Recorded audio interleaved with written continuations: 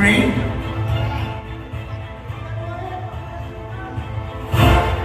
Miss Vietnam! Congratulations!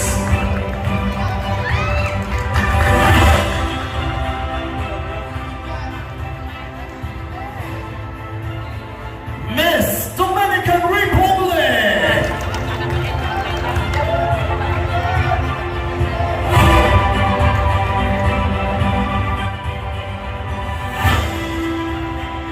We have already the top 3.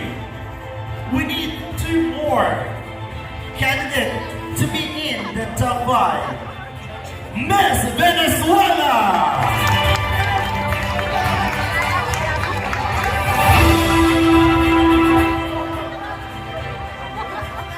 And before we reach the complete top 5, we would like to say thank you to all our candidates who will not compete for this final 5. And Miss Thailand! This will be not so easy for our judges. Thank you, ladies. Thank you, Miss USA, Miss Indonesia, Miss US Virgin Island, Miss Philippines, Miss Nicaragua, for giving this opportunity to be part of our celebration. Mabuhay po kayo. This is it. One question, please. Hi, Mr. Gray. How do you feel na napapasok ka sa top 5? My lucky judge for tonight, Madam Josefina Pineda. Hello. Good evening. Good morning, ma'am. Good morning. There have been schools that ban children book that have some experience in the story. What are you told on this? Come again, ma'am. There have been schools that ban children book that have same-sex parents in the story. What are you told on this? What is your Can I thought? read the question for myself? Maybe because of the echo of the microphone, that's why we are having a party. The question given to me is, there have been schools that ban children's book that have same-sex parents in the story. What are your thoughts on this? Ladies and gentlemen, the world that we are today is evolving. If before, heteronormative policies are being given to our schools, but today, the existence of the entirety of the LGBT community is here, giving impact to the society. We are not just a laughing stock. We are not just for entertainment, because we are capable to be a parent even though we have in a situation or in a relationship with same-sex gender. First and foremost, being a parent does not require for you to be able to have a partner who is opposing your sexuality or your identity as an individual. Hindi nangangahulugan na para masabi kang isang magulang, kung ako ay lalaki, dapat ang kapareha ko ay babae. Dahil sa mundong ginagalawan natin, come to think of this. Being a parent is not just about what is in here. Because being a parent is when you know to yourself that you can give and instill education, proper decorum, and above all, respect to the mind of your children. First and foremost, I would like to reiterate, most especially to the people of today, most especially to the audiences tonight, that it doesn't necessarily mean that when you are part of LGBT community, you do not have the power to love unconditionally, the power to give care to the people whom you love, and the power to understand what is in this world. Because, ma'am, human is very diverse. And as long as you are not stepping on someone else's rights and privileges, you deserve a life that people should recognize and not question. And above all, you deserve to be a parent regardless of your gender identity and gender expression. No more, no less. Ma'am, if you are having too much extension of the question, I am always free over a cup of coffee. Good evening.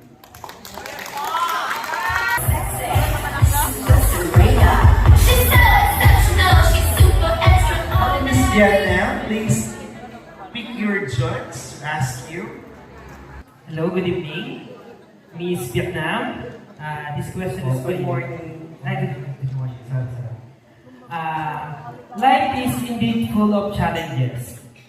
Can you share a significant challenge you faced and how you use that experience to grow, both personally and as a performer? Ulitin ko. Life is indeed full of challenges. Can you share a significant challenge you faced and how you used that experience to grow, both personally and as a performer? Thank you, sir. Sa ganitong huli ng pagkilatis, ito na huli ang pagkakataon upang kilalanin natin ng bawat kandidata. Mga hinampalang huradong manonood, bilang pagpapakatulubhasa sa subhetong Pilipino, hayaan niyo hong ilapat ko sa katanungan ng tinatawag nating konotasyon at denotasyon.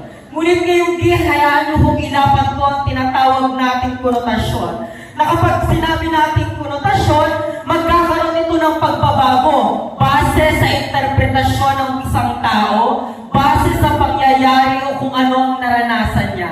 Bilang katanungan, ano daw ho ang isa sa pinakamahirap na problema na kinarap ko bilang isang individual dito sa mundo? At paano ito ginamit upang maging mas malakas na tao at hanggang mabuhay sa kasalukuyan? Mga kaibigan, mga mahal kong manonood, isa ho ito ang katotohanan sa aking buhay.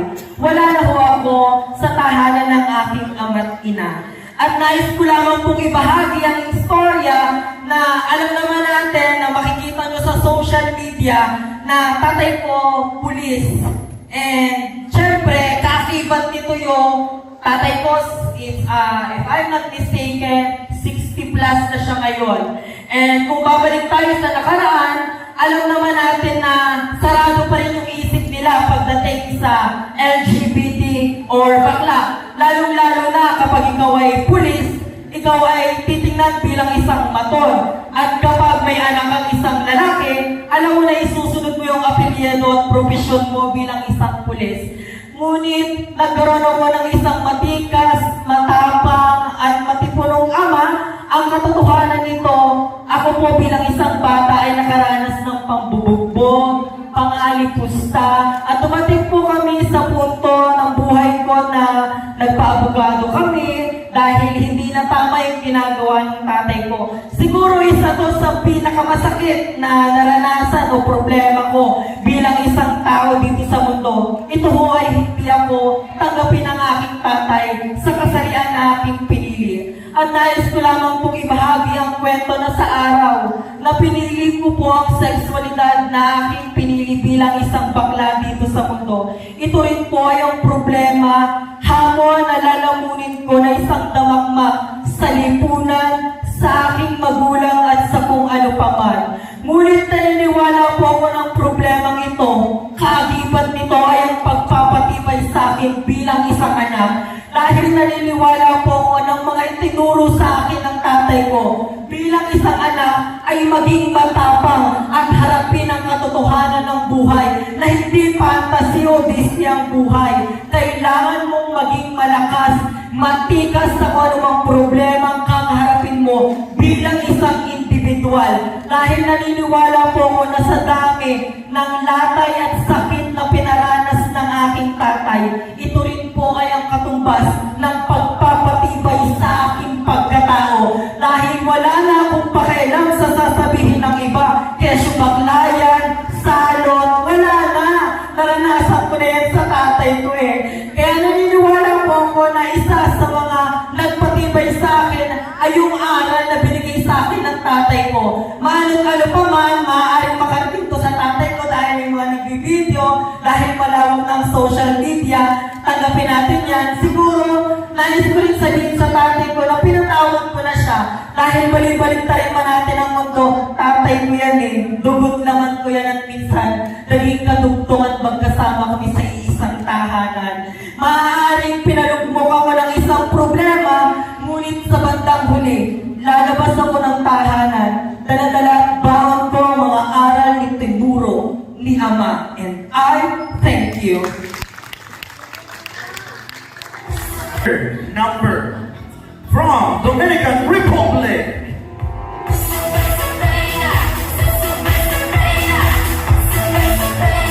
Hello, ma'am. My judge is Miss Mary Joan Cesar Palacio. Good morning, ma'am. Here's my question. What makes you stand out from the other contestants? Again, ma'am. What makes you stand out from the other contestants? Thank you so much. I would like to repeat what I have said earlier. I came here to express and not to impress the people that is watching tonight. Every girl you see in this very beautiful stage came here to offer their unique individual traits and undergo different types of hurdles to bring nothing but the best versions of themselves for this show tonight. But as for me, I came here with a vision, and that vision is to become an inspiration, not only to my community, but also to the people that is watching tonight. The question that was given to me is, what makes me stand out from the other candidates? You know what, ladies and gentlemen, I came to a thought wherein when I see every candidate, when I heard every advocacy, when I heard every opinions and judgments towards one subject, there is only one thing that came in my mind.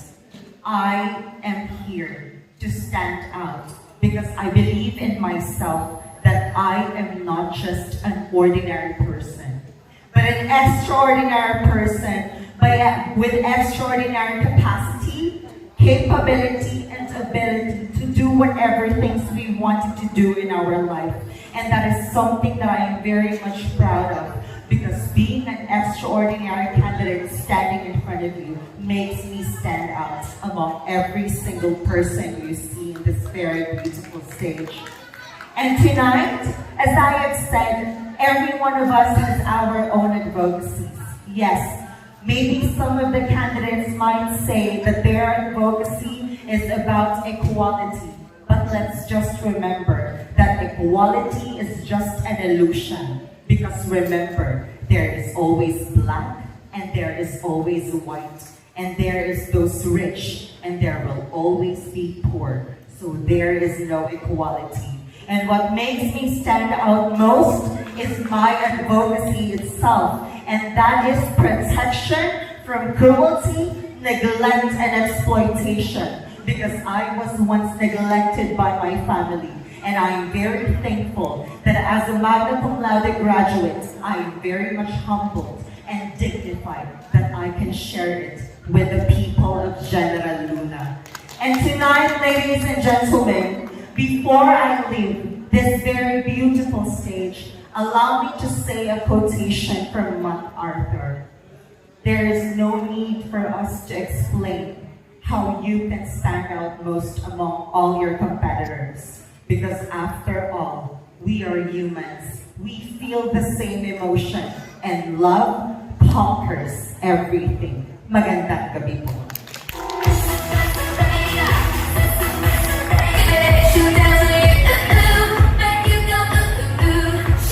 Venezuela, Venezuela, and this is your questions. Wait, what advice would you give to someone struggling with coming out? Okay, I repeat. What advice would you give to someone struggling with coming out? Thank you so much to the beautiful and interesting questions. Can I address the attention of the panel board of judges? Okay, since I am the part one to answer the question, allow me to say that in every question, there there will always be a perfect answer that we can give to that question. But as far as I know, you don't need to be too much perfect just to convince the panel that I guess that is the most beautiful answer that we can offer to each and every single of us. Dahil ako ho, magiging isang buhay na patotoo na ang pinakamagandang sagot ay hindi manggagaling dito. At hayaan niyo po manggaling sa aking puso. You know what? What is the most advice that who are experiencing struggling to come out of herself? May I correct, sir? Thank you. Growing up that I didn't know my identity as a person, my mother told me that they have a two gender, a male and a female. So it's really hard to come out in my own shell that I'm part of LGBT. Kasi akala ko po ako ay isang babae na nakakulong sa katawan ng isang lalaki. And as time goes by, I realized joining beauty pageant, I joined a lot, I work a lot, and I work hard in everything that I do. But if I were given a chance to talk a child who are really struggling on the sexuality that they have, isa lang po masasabi ko sa kanila, that there's no wrong of being who you are.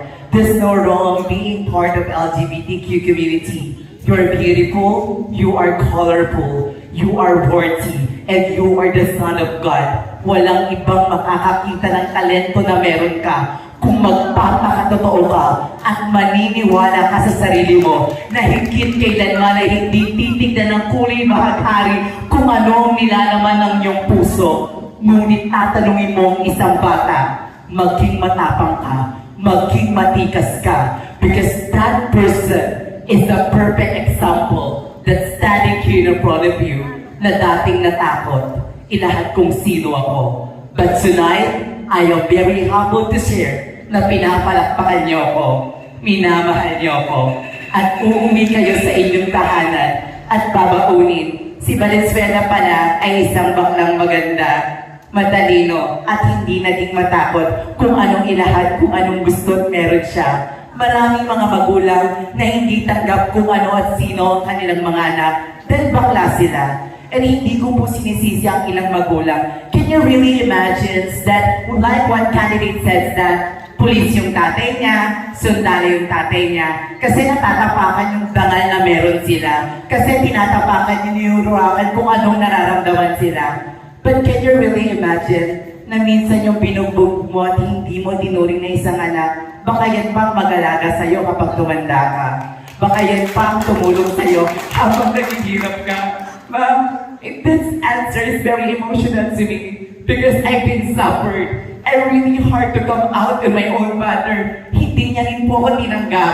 Maswerte nga ang ilan, tinanggap ka ng iyong ama. Ako kahit ina ko, hindi ako tinanggap. But this beauty pageant who mold us to stand up, naging matapang ako. That kailanman, hindi man ho palakpakan ng inang ama ko, papalakpakan ako ng mga tao nasa harapan ko.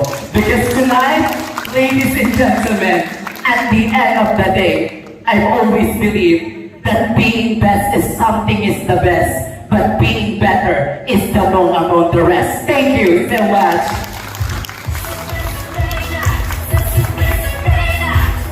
Thank you so much, Miss Venezuela. Nakaka-hard catch, no? Burns.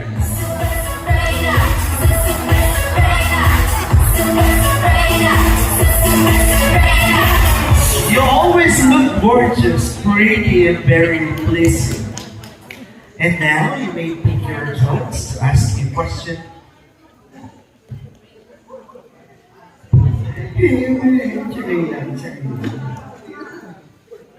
Judge number 5, Miss Irene de la Peña de Gala.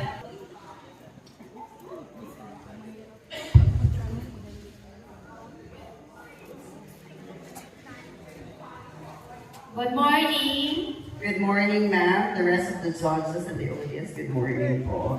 Okay, this is my questions. Do you believe in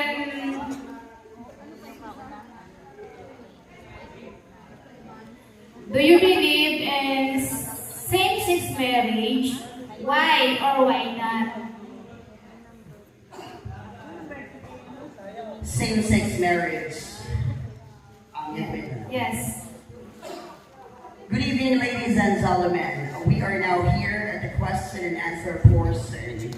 Always remember na hindi na po natin kailangan magbitaw ng mga kabisadong salita o anuman ginagamit lagi sa beauty pageant just to impress the panel board of judges. Because we are not here to express, we are not here to impress, but we are here to share our thoughts. Ladies and gentlemen, same-sex marriage. You know what? Bata pa lamang po ako, bakla na po ako. Lagi po akong sumasama sa aking nanay at tatay sa pag-aanak sa kasal. It is a dream for every individual na mairampa ang kanilang paa, papasok ng simbahan, manumpa sa harapan ng buong may kapal upang magkaroon ng pagtatalikala ng bawat isa at mabuo ang tinatawag nating pamilya. Ladies and gentlemen, for me, in my own opinion, base lamang po sa akin, I am not in favor of this what we call same-sex marriage. Why do I say so, ladies and gentlemen? I am a Roman Catholic gay and I believe in God and the reading of the Bible. Since elementary, lagi na pong tinuturo sa paaralan the 7 holy sacraments at nandun po ang tinatawag nating pagpapakasal. But I believe, ladies and gentlemen, there are 2 laws in this world. The law of man and the law of God.